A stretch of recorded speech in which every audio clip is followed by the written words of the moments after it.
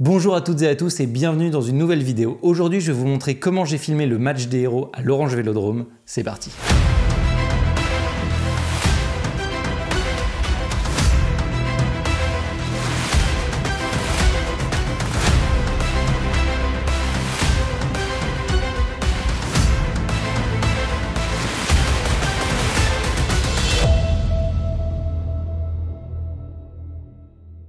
Début octobre, j'ai été contacté par Clément, avec qui je travaille depuis quelques temps. Il a été missionné pour faire une vidéo résumée du match des héros, un match caritatif pour l'UNICEF, composé d'anciens footballeurs, musiciens, rappeurs, humoristes, bref, plein de personnalités. Vu que c'est un projet qui ne peut pas être fait par une seule personne, il me propose qu'on le fasse ensemble, chose qu'évidemment j'accepte. Même si de l'extérieur, ce type de vidéo after movie peut paraître assez simple, en réalité on est tout le temps en train de courir, donc c'est assez difficile de faire du contenu très créatif. Du coup, faut simplifier la vie au maximum pour être le plus mobile possible. Donc pour choisir le matériel qu'on va utiliser, je vous présente les contraintes. Déjà, on ne peut venir qu'à 2 maximum, ce qui va nous poser pas mal de difficultés techniques. Car comment on couvre tout un terrain de foot en étant seulement 2? Sachant que par exemple une chaîne de télé, pour couvrir tout un stade, ils ont en moyenne une dizaine de caméras. Et pour ne pas nous faciliter la vie, on va devoir filmer du départ des joueurs de Paris jusqu'à la fin du gala d'après-match. Plus ou moins de 10h du matin jusqu'à minuit, donc environ 14 heures d'affilée. Ce qui veut dire qu'on va devoir tenir le coup au niveau des batteries, des cartes mémoire, mais surtout physiquement. Donc pour résumer, à seulement 2, on doit filmer pendant 14 heures non-stop, incluant filmer dans un avion, dans un bus, pendant une soirée et surtout couvrir un match de foot dans un vrai stade sans se surcharger de matériel pour ne pas s'épuiser, et bah c'est pas gagné. On décide tout de suite de filmer avec des GH5 car c'est le meilleur rapport qualité-poids que je connaisse. Et on le verra plus tard, mais son petit capteur a été un vrai atout pour avoir des optiques plutôt légères. En plus de ça, le GH5 fait des rushs plutôt légers qui sera plutôt pratique en termes de carte mémoire. On utilise des cartes de 256 Go qui nous permettent de filmer environ 3 heures par carte. On décide de tout filmer en 4K à 50 images secondes, 8 bits log. Pour faire simple, la 4K c'est la définition de l'image. Dans notre cas, c'est 3840 x 2160 pixels enregistrés. 50 c'est le nombre d'images par seconde, ce qui nous permet de faire de légers ralentis et rendre les situations plus épiques. 8 bits représente la précision des couleurs, sachant que 10 bits c'est un peu le minimum conseillé pour faire de l'étalonnage. Dans notre cas, c'est une limitation technique du GH5 qui nous permet pas à la fois de faire du ralenti et à la fois de filmer en 10 bits.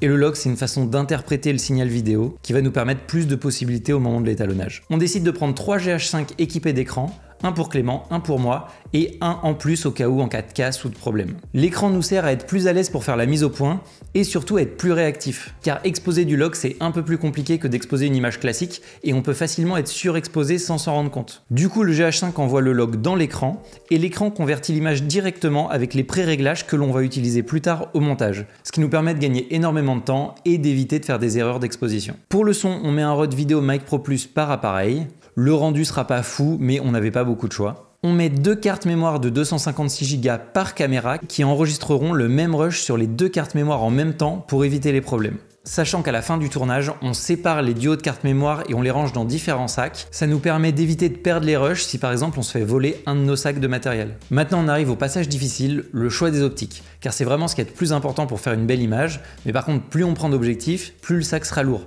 Et en plus, changer d'objectif, ça prend vachement de temps. Au final, on a pris 4 optiques. 2 Leica 10-25 f1.7 qui sont clairement les plus polyvalents des objectifs qu'on ait et ils sont très efficaces en basse lumière. Ça sera les objectifs principaux de notre projet. On en aura un chacun avec Clément. Ensuite, on prend un Leica 42,5 f1.2 qui est probablement l'objectif micro 4 tiers qui fait la plus belle image. On l'utilisera seulement si on est ensemble avec Clément et qu'on a du temps. Et pour finir, on a choisi le Panasonic 100-300 qui, grâce au petit capteur du GH5, devient un équivalent 200-600, soit à peu près équivalent en termes de grossissement aux caméras qu'ils ont sur les bords du terrain pour faire les directs. Alors cet objectif n'est pas du tout de la meilleure qualité qui soit, mais il est extrêmement petit et léger. En plus, dans mon sac, j'ai pris une GoPro Hero 8 et une GoPro Max, au cas où ça nous a permis de faire quelques plans, de faire des timelapses, ce genre de choses. Maintenant arrive le début du tournage et on se répartit les rôles. Clément prend un 10-25 pour faire tous les plans larges et les plans utiles de la vidéo. Et moi je vais prendre le 42,5 pour faire des plans peut-être un peu plus esthétiques avec du joli flou derrière. Et globalement on filmera avec cette config du Bourget jusqu'au stade Vélodrome où c'est là que tout va vraiment se compliquer car à partir de là tout doit aller très vite. Dès l'arrivée, chaque équipe part dans son vestiaire, donc avec Clément on doit se séparer. À ce moment-là, on prend chacun une config avec un 10-25 pour être le plus polyvalent possible. Ensuite, il y a eu l'échauffement. Clément est directement parti sur le terrain pour faire des plans de près. Pendant ce temps-là, moi je suis resté au bord du terrain pour préparer mon setup avec le 100-300. Et là, c'est vraiment le setup de l'escroquerie. Car les caméras de télé pour autant se rapprocher de l'action ressemblent à ça. Un setup un minimum fonctionnel ressemble à ça. Et mon setup ressemblait à ça. Ça c'est le plan que j'étais en train de filmer. Et en vrai, par rapport à la taille du setup, c'est pas si pourri, hein. C'est simple, je n'ai jamais vu de setup pro aussi léger pour faire ce type de plan. Donc pour entrer dans le détail, on garde la même config que le reste de la journée, donc caméra, écran, micro. Et comme objectif, on lui monte le 100-300 qui n'est absolument pas un objectif professionnel. Et le pire, c'est vraiment le trépied. On utilise le Peak Design en carbone, car c'est vraiment de loin le trépied qu'on a le plus léger. Mais c'est un trépied photo, donc sa tête est pas du tout adaptée pour faire des mouvements fluides en vidéo, et encore moins pour utiliser ce genre de téléobjectif qui équivaut à un 600 mm. Donc techniquement, ça marche, hein. Par contre, au moindre petit mouvement, ça rend le plan totalement inexploitable. Je passe volontairement les allers-retours vestiaire-terrain et on passe directement au début du match. Avec Clément, on est placé sur la partie gauche du terrain. Le gars avec la casquette, c'est moi. Clément se baladera sur tout l'arrière des buts avec le 10-25 en espérant avoir des plans larges sympas. Et moi, je devais avoir tout le reste avec le téléobjectif. Mais à ce moment-là, j'ai une petite galère. Depuis quelques temps, mes lunettes n'étaient plus du tout adaptées à ma vue et au moment du match, j'avais pas encore eu mon rendez-vous avec l'ophtalmo pour les changer. Et entre les énormes projecteurs autour du stade, le bruit du public et la journée qui commençait à être longue, je me suis tapé des maux de tête absolument terribles. C'est simple, à partir de là, pour moi, il n'y avait plus aucun plaisir. Bon, à part ça, le match se passe bien. Il y a eu un petit retour vestiaire à la mi-temps pour filmer les réactions, puis on s'est remis exactement au même endroit à la deuxième mi-temps pour avoir du coup l'autre équipe de face. Juste pendant quelques temps, j'ai mis un 10-25 sur trépied en plan fixe parce que j'avais un angle assez sympa et j'espérais avoir un but suivi d'une célébration. Le hasard m'a offert ce plan, donc j'étais hyper content. Fin du match, on part au centre du terrain pour faire quelques images, on fait quelques blagues, puis on repart au vestiaire. À ce moment-là, il est 21 h, ça va faire 11 heures qu'on tourne d'affilée, on commence à être rincé. Je pense pas qu'il y ait d'image de ce moment-là, mais on était tellement éclatés que pendant quelques minutes, on s'est allongé dans le couloir qu'il y a entre les vestiaires. Ça nous a permis de récupérer un peu avant de repartir au gala. Je vous passe les détails, mais on s'est perdu parce que ce stade, c'est un labyrinthe et il n'y a pas deux gars de la sécurité qui donnent la même info.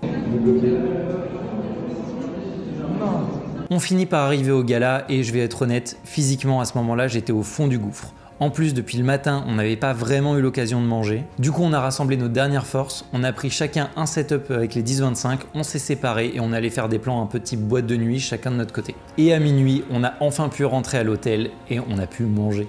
Si je peux vous donner deux petits conseils pour filmer ce genre de gros événements, déjà ne soyez pas trop ambitieux au niveau matériel. Il faut vraiment essayer de tout simplifier au maximum parce que ce genre de tournage demande avant tout de la réactivité. Car quand il se passe un truc intéressant devant vous, vous pouvez pas dire non attendez, je change d'objectif, machin. L'action ne vous attend pas. Donc il faut vraiment que vous soyez prêt à n'importe quel moment. Donc prenez avant tout du matériel que vous connaissez parfaitement et de préférence plutôt léger. Et deuxième conseil, faites attention à votre physique, car si vous n'y prêtez pas attention, votre corps peut vous lâcher à tout moment. Dans notre cas, on a fait l'équivalent de 2 jours de travail traditionnel d'affilée, sans pause, sans s'asseoir, sans alimentation suffisante, et avec du matériel de plusieurs kilos à trimballer partout avec nous. Soyez bien reposés avant de partir, prenez du temps pour vous reposer après, et surtout ayez toujours avec vous des genres de barres de céréales ou des barres énergisantes, et surtout une bouteille d'eau. Sans ça, j'aurais clairement pas pu tenir. Merci beaucoup d'avoir regardé cette vidéo, j'espère qu'elle vous a plu et surtout j'espère qu'elle pourra vous être utile. Suivez-nous sur Instagram, on essaye de vous faire du contenu plutôt cool, et sur ce, je vous dis à très bientôt dans des prochaines vidéos.